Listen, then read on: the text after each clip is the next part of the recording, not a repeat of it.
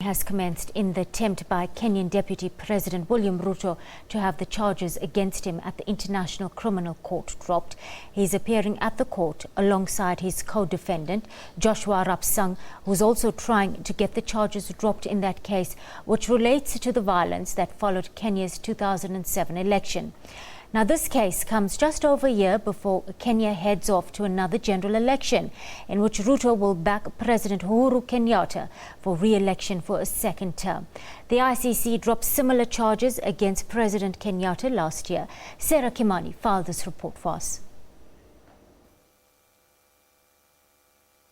Kenya's Deputy President William Ruto and radio journalist Joshua Arap, through their lawyers, want the cases dropped, arguing that the prosecutor has failed to link them to the crimes that they are accused of committing.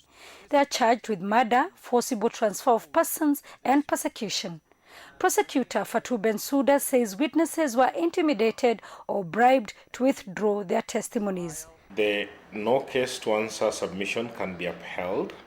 If it is upheld, that will be the end of the case. Both Ruto and Sang will be acquitted and they will not be required to offer defense. The second scenario is that the no case to answer submission will not be upheld. It will be dismissed.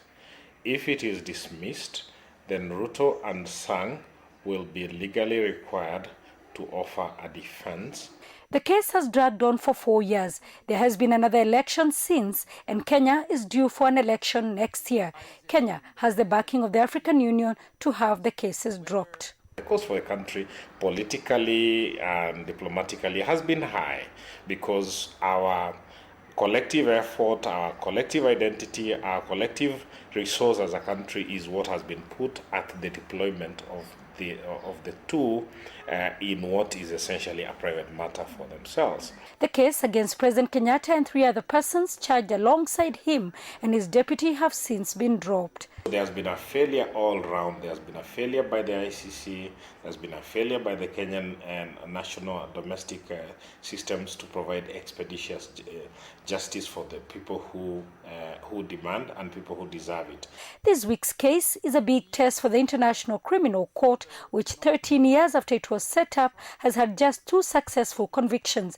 The outcome of the 4-day hearings will determine the fate of the cases and to some extent Ruto's political future as he seeks the presidency in 2022. Sarah Kimani, SABC News,